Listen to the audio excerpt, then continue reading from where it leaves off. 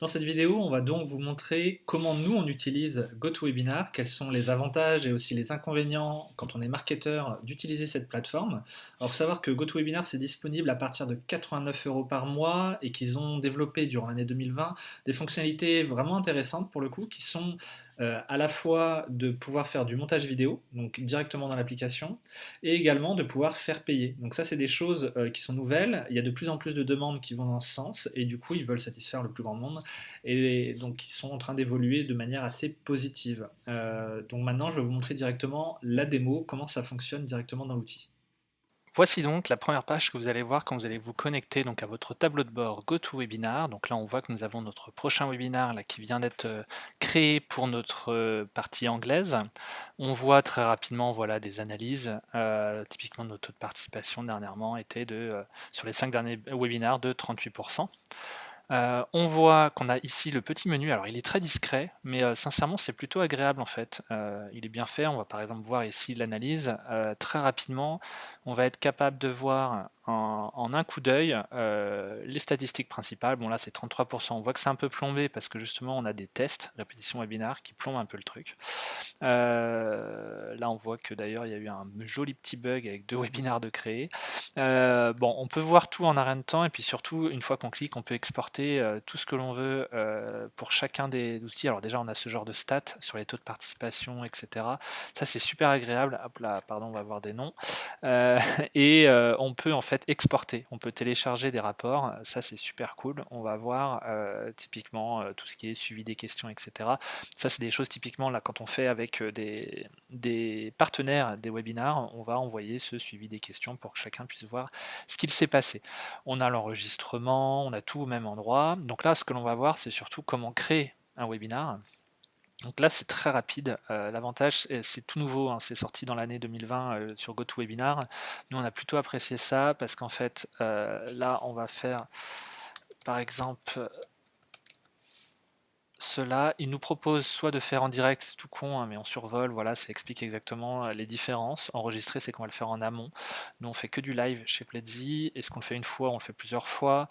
Quelle est l'heure de début, le fuseau horaire, et est-ce que ça va être du standard, donc on va pouvoir tous participer, ou est-ce que c'est du webcast, c'est-à-dire que c'est un streaming et il n'y a pas forcément d'accès. Et voilà, typiquement, on ne peut pas se connecter avec un numéro à distance, etc. Donc, alors d'ailleurs, il faudra bien vérifier. Voilà, là on peut voir les différences. Il n'y a pas de protection par mot de passe et on ne peut pas activer le son des participants. Donc, ça répond à une question. C'est-à-dire que si vous voulez publier à plus de monde, forcément celui-là est mieux. Il n'y a pas d'application dans le bureau. Vous pouvez pas passer par un téléphone, etc. Par contre, potentiellement, c'est beaucoup plus simple d'accès. C'est vraiment par navigateur. Euh, voilà, donc nous on fait du standard, comme ça si jamais on a besoin, déjà ça peut être plus stable sur l'application bureau. À vous de voir comment vous voulez faire. Et typiquement, si vous voulez monter à plus de personnes, bah, vous faites de l'enregistrer et du coup, concrètement c'est l'équivalent d'une vidéo YouTube pour vulgariser ça. Donc là, on va le planifier. Ensuite, on arrive sur cette page où on va pouvoir faire toute la description, par exemple, hop là, du webinar, changer le titre, changer la date. On peut surtout voir qui va être organisateur. On peut ajouter des intervenants externes, donc leur nom, leur email. On envoie bien sûr, on peut choisir d'envoyer les mises à jour au niveau des participants. Bon, ça, nous, je crois qu'on ne le fait pas.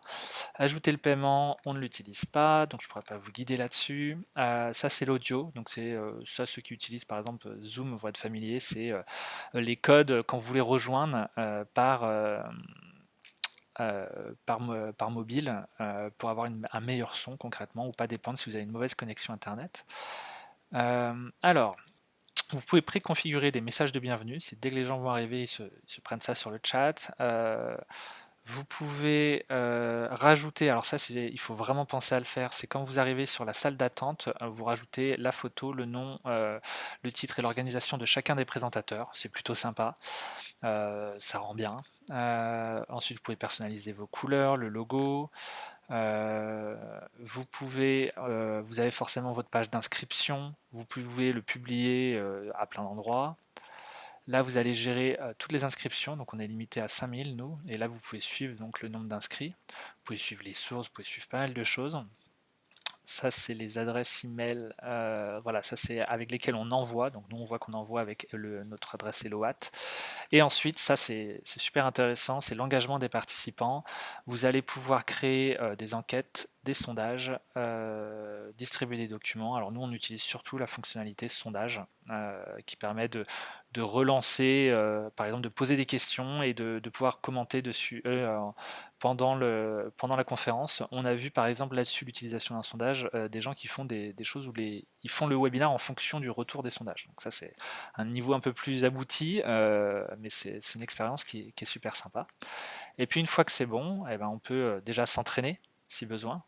Mais là on va aller directement dans le dur, on va démarrer. Le but c'est vraiment de vous montrer comment se déroule le live. Donc là en fait ça va faire un launcher, donc voilà le ouvrir GoToOpener. Donc je suis sur Mac pour information, donc c'est les fenêtres Mac. J'avoue que j'ai jamais testé sur Windows. On voit qu'il fait quelques vérifications. Bienvenue sur le webinaire.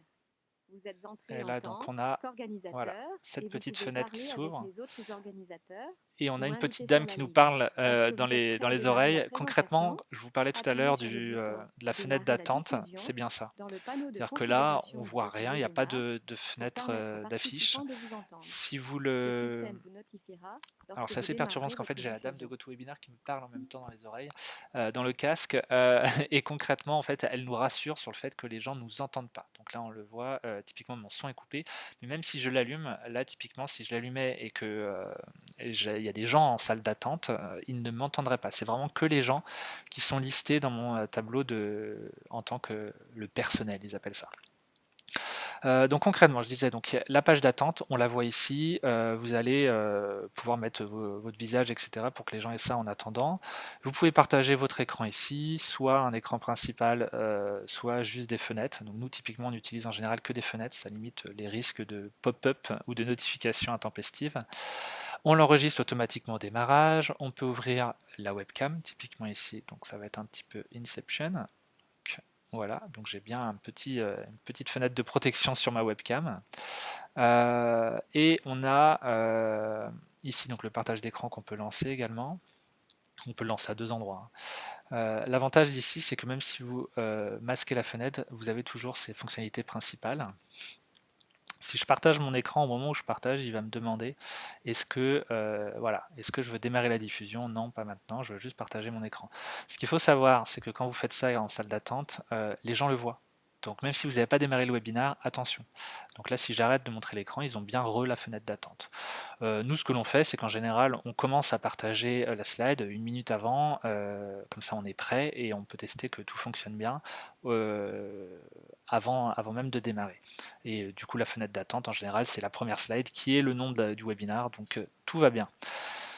Là, on a le tableau de bord. Concrètement, on voit si on peut voir la durée d'attention. Alors ça, c'est en fait la durée d'attention, c'est calculer si les gens sont bien sur l'onglet ou sur l'application. S'ils sont en train de faire autre chose, typiquement en train de répondre à un email, l'attention va baisser. Ce que l'on voit, c'est que dès qu'on lance un sondage, l'attention rebondit. Donc c'est pour ça qu'on adore utiliser le sondage chez Pledzi. On voit les questions, les mains levées. Alors les mains levées, on ne l'utilise pas chez nous, mais c'est vrai que ça peut être un moyen de lever la main et on vous donne la parole. Comme ça, vous avez un vrai contact humain plutôt que passer par les questions. Là, on voit les participants, donc l'avantage c'est qu'on voit exactement qui est là, etc. Vous pouvez éjecter les gens si besoin. Voilà. Vous voyez les autres organisateurs, vous pouvez transmettre la main, c'est-à-dire que changer le présentateur, c'est ici. Très pratique. Donc si on compare par exemple aux autres outils comme Zoom, c'est exactement pareil. Par contre, si on compare à Livestorm, Livestorm n'a pas besoin de faire ça puisque vous pouvez directement tous contrôler la présentation. Par contre, c'est pas la même chose pour les partages d'écran. C'est-à-dire qu'en fait, il n'y a pas de partage de présentation dans ces outils-là, c'est que du partage d'écran. Vous pouvez gérer votre audio, donc là c'est tout con, hein, mais c'est rassurant de voir que en fonction de quand on parle, plus ou moins fort, ça fonctionne. La webcam qui là, donc je l'ai désactivée. Vous avez également les questions. Ce que je fais en général, c'est que je détache cette fenêtre, donc vous voyez, elle est ici et j'utilise deux écrans. Là, vous allez voir toutes les questions qui arrivent. Vous pouvez soit répondre en privé, soit répondre à tous. Et supprimer également, vous avez un petit bouton qui s'affiche ici en fait quand vous avez des questions, pour supprimer les questions au fur et à mesure. Typiquement des questions où vous n'avez pas envie de répondre, vous la supprimez, personne n'en saura rien et ça permet de, quand vous avez beaucoup de questions, de faire le tri très rapidement. Vous avez également les sondages, donc là bon j'en ai pas créé mais vous pouvez lancer le sondage, l'arrêter, partager les résultats, partager des documents et discuter sur le chat. Donc en général chez Pledzi, on a quelqu'un qui est dédié au chat et qui va, dès qu'on va parler d'un document, on va typiquement envoyer le lien, soit du livre blanc, de l'article, etc. Donc voilà à quoi ça ressemble, le GoToWebinar. Donc vous voyez, c'est un panneau assez simple. Bon, ce qu'on aime bien, clairement, c'est que c'est stable. Alors certes, c'est une application en dur, mais au moins, voilà, on n'a pas de bug. Donc ça, c'est quand même très agréable. Donc voilà pour la petite démo de GoToWebinar et n'hésitez pas à nous dire dans les commentaires de l'article ou de cette vidéo si vous êtes sur YouTube de nous faire vos retours d'expérience. C'est toujours agréable. Et merci, bonne journée.